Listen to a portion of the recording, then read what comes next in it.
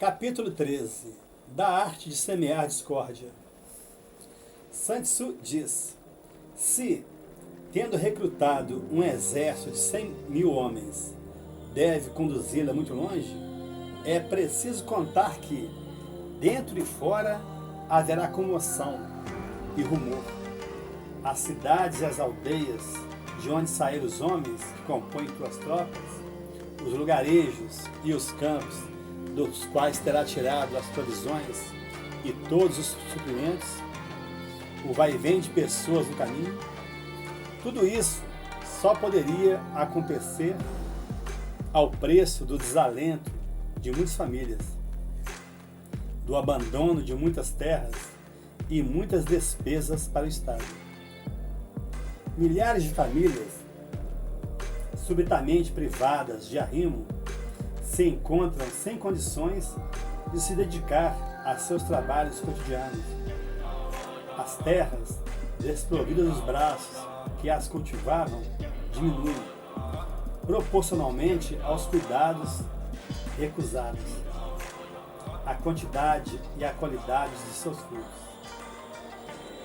Os vencimentos de tantos oficiais, o soldo diário de tantos soldados e a manutenção de todo o exército desgastam os poucos, os celeiros e os cofres do príncipe e do povo, até exauri-los por completo.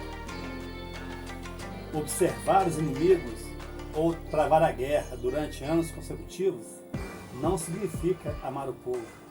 Significa antes ser o inimigo de todo o país. Geralmente, todas as despesas, todos os sofrimentos, todos os trabalhos e todas as agruras de vários anos de guerra limitam-se para os próprios vencedores a um único dia de triunfo e de glória, o dia da vitória.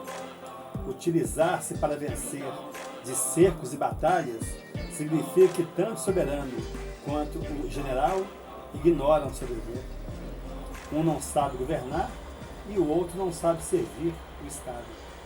Assim, tendo optado pela guerra e tendo aliciado e preparado as tropas, emprega os artifícios. Procura obter todas as informações sobre o inimigo. Informa-te exatamente de todas as suas relações, suas ligações e interesses recíprocos. Não poupes grandes somas de dinheiro, não lamentes o dinheiro empregado, seja no campo inimigo para conseguir traidores ou obter conhecimentos exatos, seja para o pagamento de teus soldados. Quanto mais gastares, mais ganharás. É um dinheiro que renderás juros elevados. Mantém espiões por toda parte. Informa-te de tudo. Nada negligencies do que descobrires. Mas, tendo descoberto algo, sê extremamente discreto. Quando usares algum artifício, não é pela invocação de espírito, nem pelas conjecturas que alcançarás a vitória. Ela virá apenas do conhecimento exato, baseado no relatório fiel de seus subordinados, da disposição dos inimigos em relação àquilo que espera que eles façam. Quando um hábil general se põe em movimento, o inimigo já está vencido. Quando ele combate, deve realizar sozinho mais do que todo o seu exército junto, não pela força de seu braço, mas por sua prudência, por seu brio e, sobretudo, por sua argúcia. É preciso que, ao primeiro sinal, uma parte do exército inimigo passe para seu campo, para combater sob seus estandartes. É preciso que o general seja sempre o árbitro que estipula as condições de paz. O grande segredo para vencer sempre consiste na arte de semear a divisão nas cidades e nas aldeias, no exterior, entre inferiores e superiores, de morte e de vida. Os 5 tipos de divisão são apenas os galhos de um mesmo tronco. Aquele que sabe empregá-los é um homem verdadeiramente digno de comandar. É o tesouro de seu soberano e o sustentáculo do império. Chamo de visão nas cidades e nas aldeias aquela mediante a qual se consegue conquistar os habitantes das cidades e das aldeias que estão sob dominação inimiga, envolvendo-as para que possam ser usados com segurança em caso de necessidade.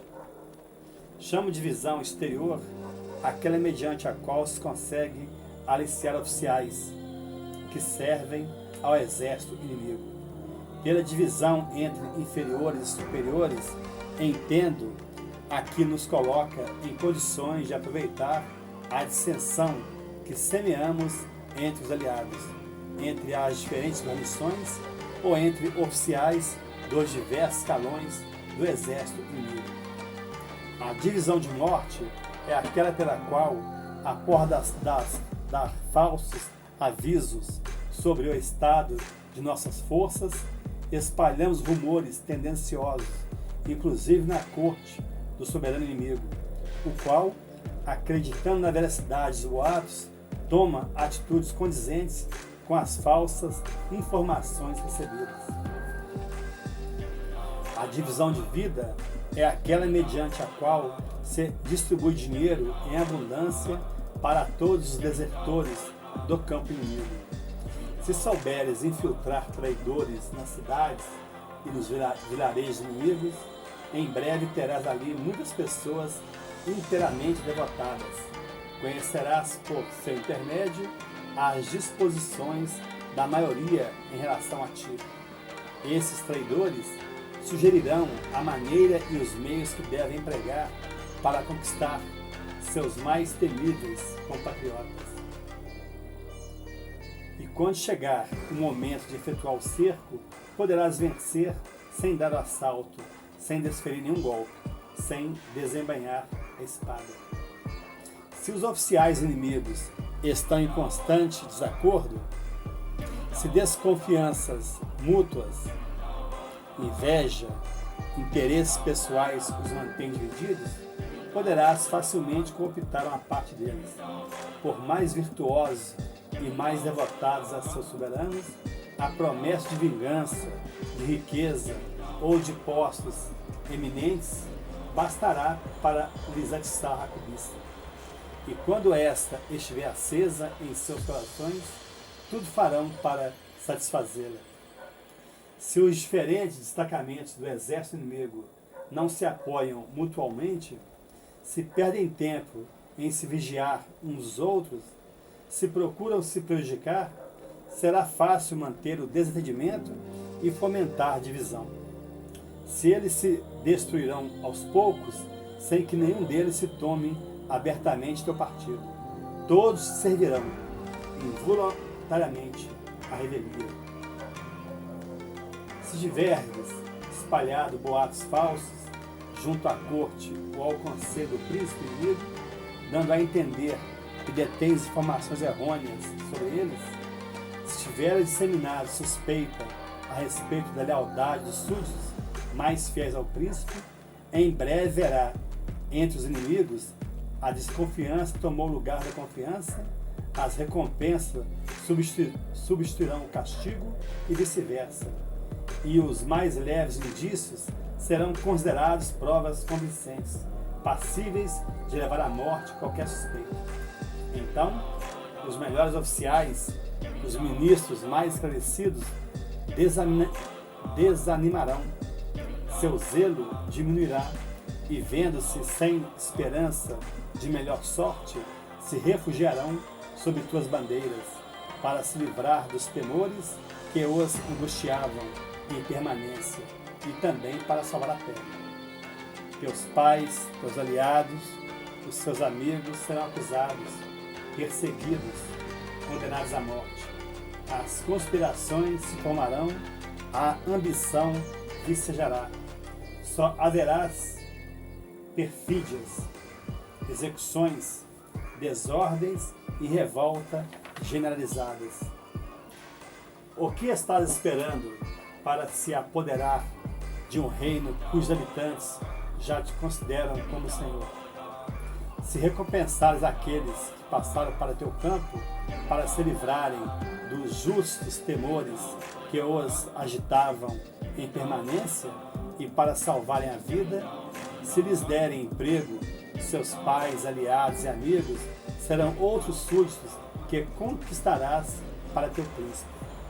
Se espalhares dinheiro à vontade, se tratares bem a todos, se impedires teus soldados de devastarem os lugares por onde passam, se os povos vencidos não sofrerem nenhum prejuízo, assegura-te que eles já foram conquistados.